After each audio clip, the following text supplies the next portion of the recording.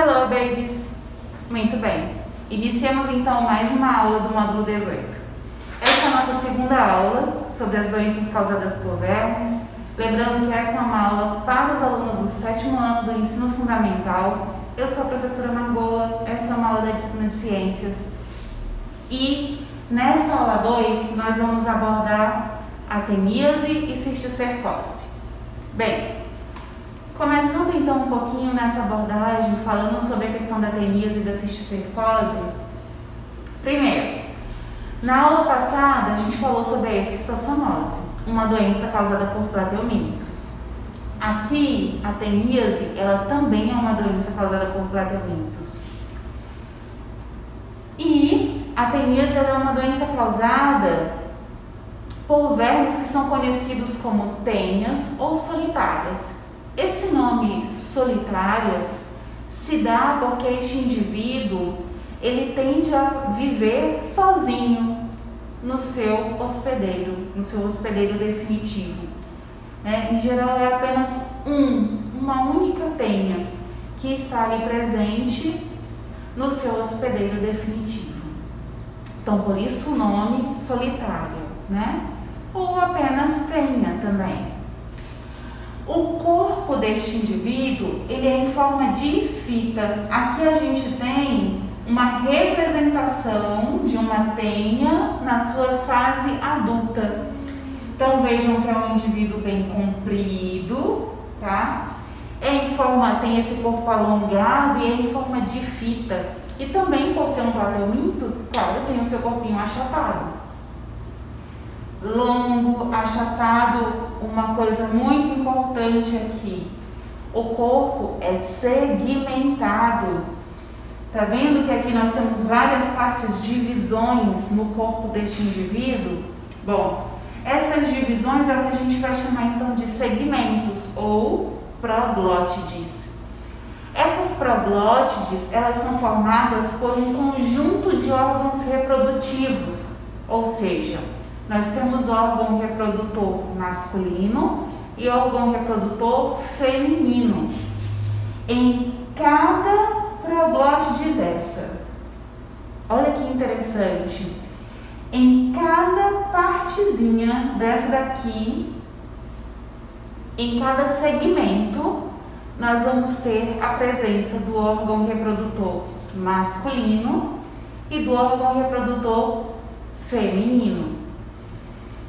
Se nós temos a presença do órgão reprodutor masculino e do órgão reprodutor feminino neste indivíduo, então nós temos um indivíduo hermafrodita, porque ele tem a presença dos órgãos reprodutores de ambos os sexos, para ambos os gametas, para os gametas masculinos e feminino. E a gente vai ter a presença ainda, além deste corpo segmentado, longo, e achatado, nós vamos ter a presença de uma cabeça, que nós chamamos aqui de escólex. Esse escólex, que é essa região aqui, que seria a cabeça, o escólex. Esse escólex, ele vai ser formado por ganchos e ventosas. E eles têm uma função. Então aqui a gente consegue visualizar melhor essa região aqui do escólex, digamos que a gente pegou essa região, trouxe para cá para poder fazer uma ampliação, para visualizarmos melhor. Então fazendo uma ampliação dessa região da cabeça, então do escólex, a gente consegue visualizar aqui no ápice a presença de ganchos e a presença de ventosas aqui nas laterais.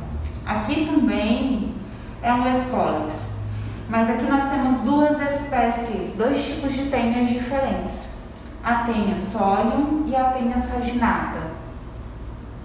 Elas, em consequência, elas têm o mesmo hospedeiro definitivo, mas elas têm hospedeiro intermediário diferente.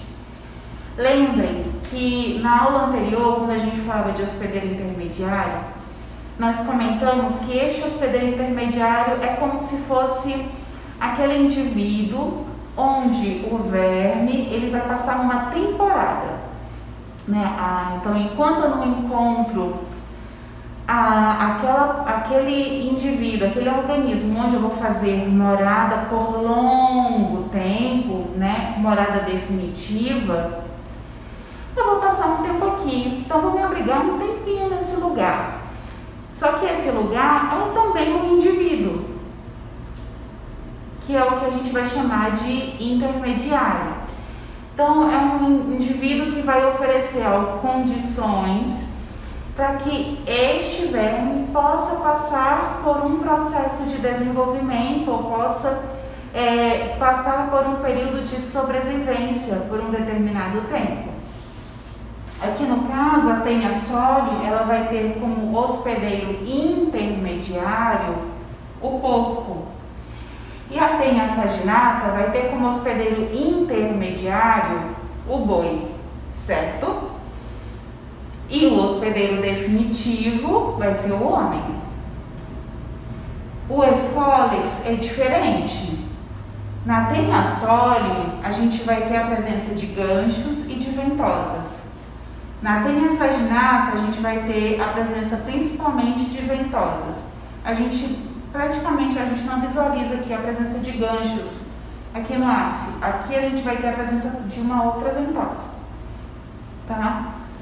E o restante é segmento. Aqui a gente consegue visualizar, teve uma ampliação de um desses segmentos, e aqui a gente consegue visualizar justamente a presença desses órgãos reprodutores, masculino e feminino. Então, o poro genital, os testículos, que vão fazer parte desse órgão reprodutor masculino, o ovário, que vai fazer parte do órgão reprodutor feminino, o útero, que também vai fazer parte do órgão reprodutor feminino. Tá? Então, eles estão em cada segmento desse, a gente vai ter a presença deste conjunto de órgãos reprodutores, tá? Que é muito importante. Então, aqui, para a gente poder entender como é este indivíduo, a Taenia aqui no caso, Taenia solium e Taenia saginata. E nessa imagem seguinte, a gente consegue ter então a visualização real de uma Taenia, tá? Então, realmente, um indivíduo com o corpo bem alongado, em forma de fita, vocês podem visualizar que o corpinho é achatado, né? Então, aqui a gente tem a região final dos segmentos, aqui seria a região do Scolex. Então, este corpo bem alongado. E aqui, claro, os segmentos, né? Que seriam formados ao longo de todo esse corpo. Na imagem seguinte, a gente já consegue visualizar também uma imagem real da Taenia solium e da Taenia saginata. Lembrando que a Taenia solium ela vai ter como hospedeiro intermediário o porco e a Taenia saginata vai ter como hospedeiro intermediário o boi. Vendo a imagem real, fica melhor para a gente poder observar essa diferença no Scolex, né? Nessa região do Scolex de ambos, da cabeça. Então vejam aqui como é bem desenvolvida essa região dos ganchos, né? Presente aqui na questão da Taenia solium. Então os ganchos eles estão muito bem proeminentes, bem desenvolvidos. Esses ganchos eles servem aqui, tem essa funcionalidade justamente de se fixarem bem, né, na parede intestinal do indivíduo, do seu hospedeiro. O mesmo também para as ventosas. As ventosas também vão auxiliar nesse processo de fixação ao seu hospedeiro, né? Então ajuda elas a se fixarem. A gente tem no nosso sistema digestivo movimentos acontecendo, e são movimentos que são involuntários, independem da nossa vontade, movimentos que a gente chama de movimentos peristálticos. É como se estivessem acontecendo pequenas ondas, né? São ondas que vão acontecendo ao longo do trato digestivo. E esses movimentos peristálticos que estão ali presentes, eles contribuem para, por exemplo, a condução do alimento ao longo do nosso sistema. E com isso poderia conduzir, né, se não tivesse a presença dessas ventosas ou dos ganchos, iria levando essa tenha, conduzindo ao longo do corpo para outras partes. Então, serve para que este indivíduo consiga se prender ali na parede e não siga sendo arrastado. Então, aí ele consegue ficar ali fixo.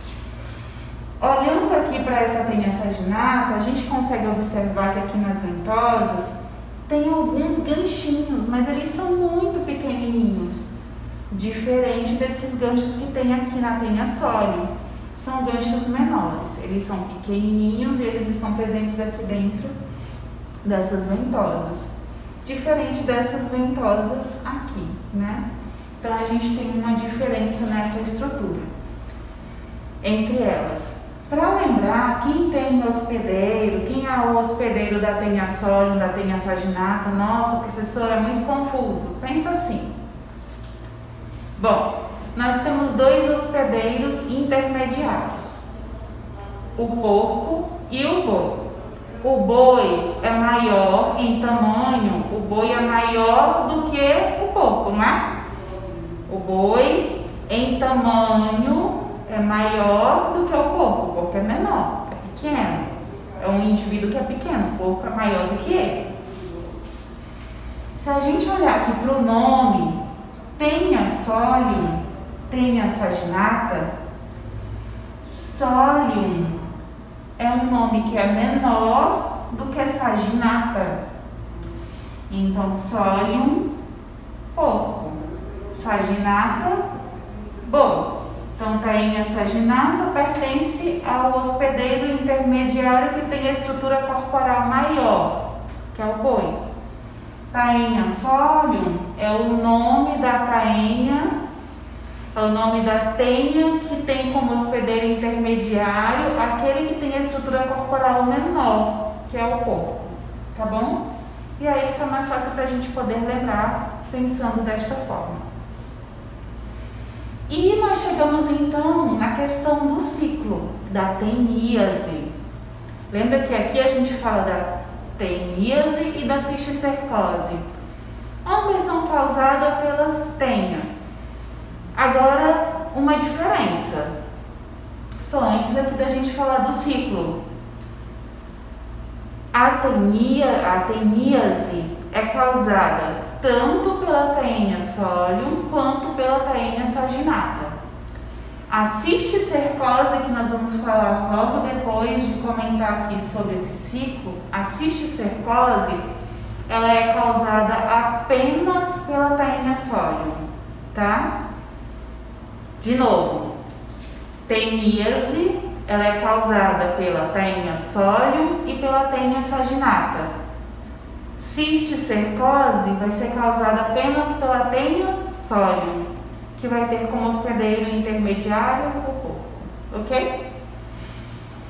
Aqui no ciclo, então o que nós temos? Então, digamos, primeiro, os ovos da tenha eles vão ser eliminados nas fezes. Essas fezes que pertenciam, claro, a um indivíduo que estava doente, né?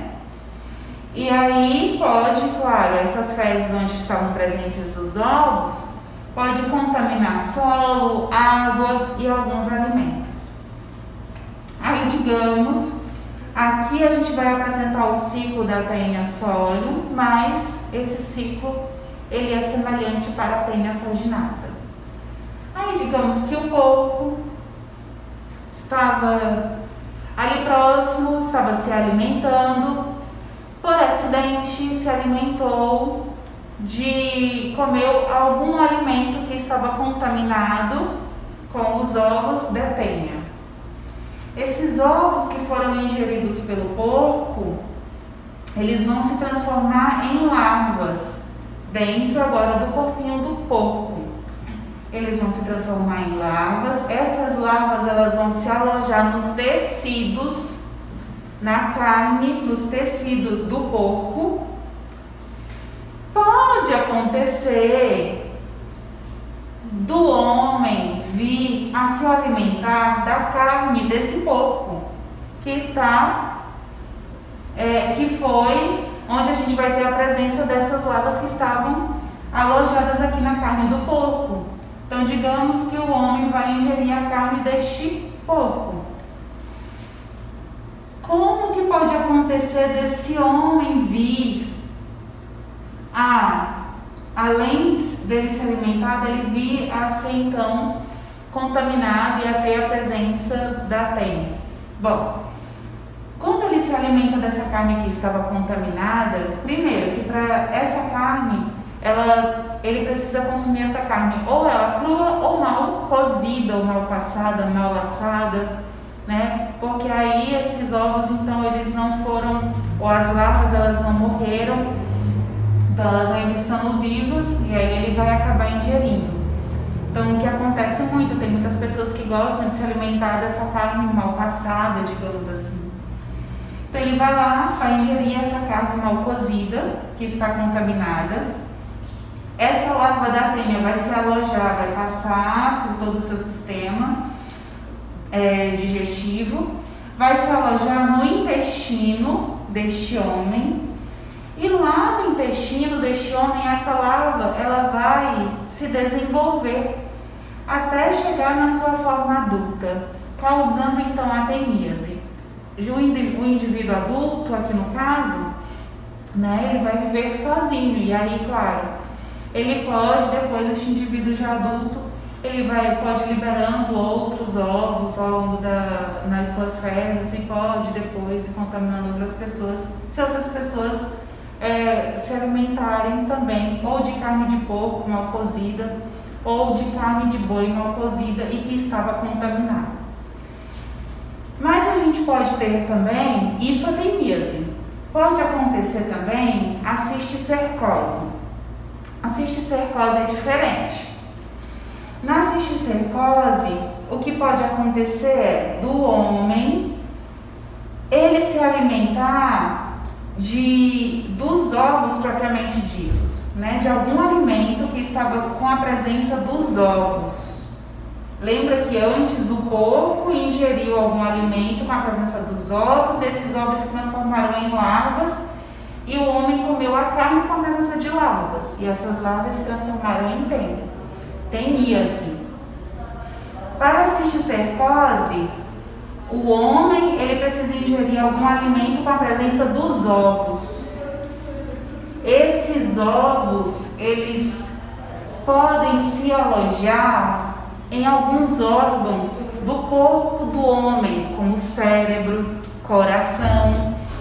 E aí, esses ovos, eles vão chegar até a fase de cisticerco, que é uma fase larval.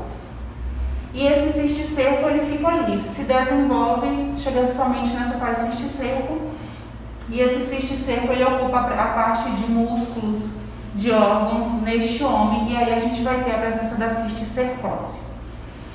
Na cisticercose a gente não tem a forma da tênia adulta, tá? Na cisticercose a gente vai ter, por conta da ingestão então desses ovos, essa formação aqui nos órgãos, né? Então são ovos, e aí esses cisticercos eles podem formar esse aglomerados, né? São como se fossem, também é conhecido como pipoquinha ou canjiquinha.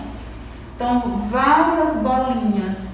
E acaba que essa cisticercose, pode ser até considerada mais grave do que a teníase em si. É muito mais difícil o processo de tratamento. E isso acontece apenas pela ingestão de ovos da tênia solium, tá? Enquanto a teníase é pela ingestão de larvas de tênia solium e tênia saginata, a cisticercose é pela ingestão de ovos de tênia solium.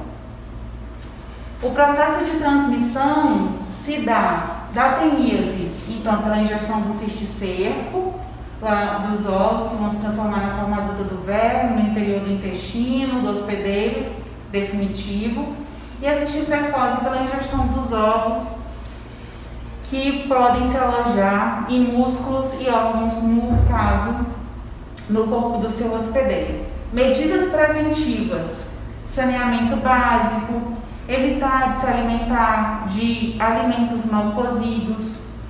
Tem que haver uma inspeção rigorosa em abatedouros, em indústrias, em processamentos e processadoras de carne, fiscalização de matadouros e, claro, higienização das mãos e dos alimentos. Tá? Então, essas são as medidas de profilaxia. Então, essa foi a nossa aula sobre tenias e cisticercose. Espero que tenha ficado claro e até a nossa próxima aula. Nos vemos em breve para podermos finalizar, então, este módulo 18. Finalizamos as doenças relacionadas aos platelmintos. Na próxima aula, a gente começa a falar das doenças relacionadas aos nematolinfos. Até a próxima aula!